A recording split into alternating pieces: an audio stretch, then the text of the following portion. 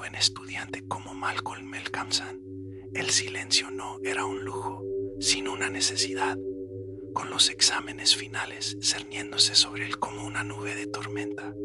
Buscaba un refugio, un lugar donde el único sonido fuera el pasar de las páginas y el rasgueo de su pluma. Por eso, cuando encontró aquella casa antigua y aislada en el pueblo de Benchurch, sintió que había descubierto un tesoro. Era una mansión de piedra gris, con ventanas que parecían ojos vacíos y un tejado cubierto de musgo. Perfecta. Los lugareños, sin embargo, no compartían su entusiasmo.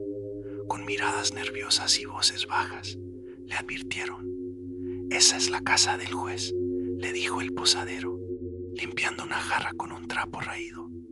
Un hombre cuyo corazón era tan duro como la horca que tanto amaba. Le contaron historias de sus sentencias crueles, de su risa fría resonando en los pasillos y de un mal que, decían, se había negado a abandonar la casa tras su muerte.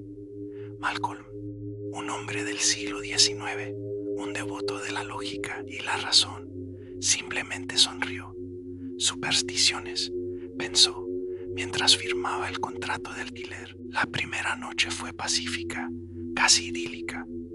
El crujido ocasional de la madera era el único acompañante de sus estudios. Pero al segundo día aparecieron las ratas. Al principio eran solo un rasguño lejano dentro de las paredes, un movimiento fugaz en la periferia de su visión. Pero pronto su audacia creció. Se escurrían por el suelo de la cocina, sus pequeños ojos negros brillando a la luz de la lámpara. Malcolm puso trampas, selló agujeros, pero era inútil. La casa no le pertenecía a él, le pertenecía a ellas. Una noche, mientras leía un pesado tomo de derecho, un silencio antinatural cayó sobre la casa. El coro incesante de chillidos y rasguños se había detenido. Un frío recorrió la habitación. Malcolm levantó la vista de su libro y entonces la vio. En el rincón más oscuro, cerca de la chimenea, había una rata, pero no era como las demás.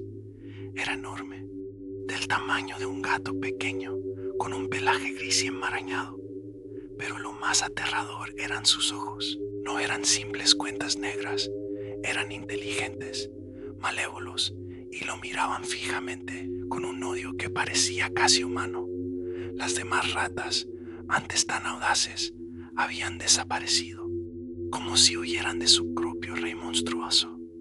Noche tras noche, el terror se intensificaba. La rata gigante aparecía en lugares cada vez más insospechados. Una vez la encontró sentada sobre la almohada de su cama, observándolo. Otra vez, la vio mordisqueando la pata de la silla donde él solía sentarse, justo al lado del hogar. Malcolm sentía que su cordura se deshilachaba. El sueño se convirtió en un campo de batalla. Entonces, los fenómenos se volvieron más extraños. La pesada soga de la campana de alarma, que colgaba desde el techo hasta el suelo en un rincón de su estudio, comenzó a moverse. Al principio, era un balanceo casi imperceptible, como si una corriente de aire la estuviera meciendo.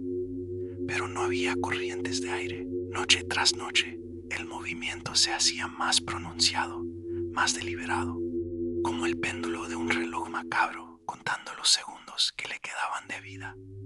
El miedo se convirtió en un nudo helado en su estómago.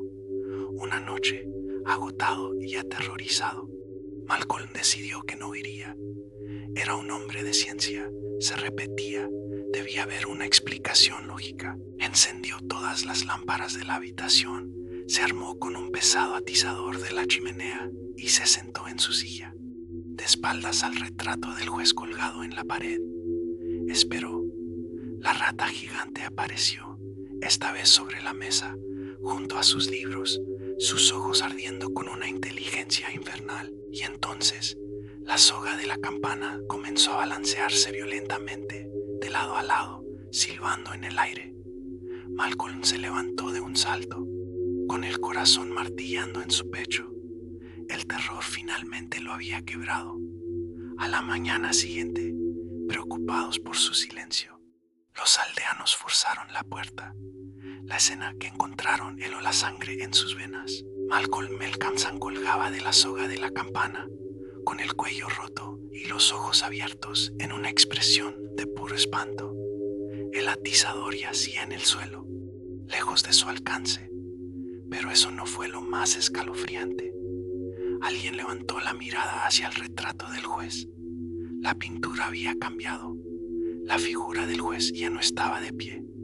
Ahora estaba sentada, con una sonrisa torcida y triunfante. En una mano sostenía el extremo de una soga y a sus pies, mirándolo con adoración, descansaba una rata gigante de ojos malévolos. Gracias por acompañarme en esta historia. Si te gustan las narraciones de terror, no olvides suscribirte y activar las notificaciones. Nos vemos en la próxima pesadilla.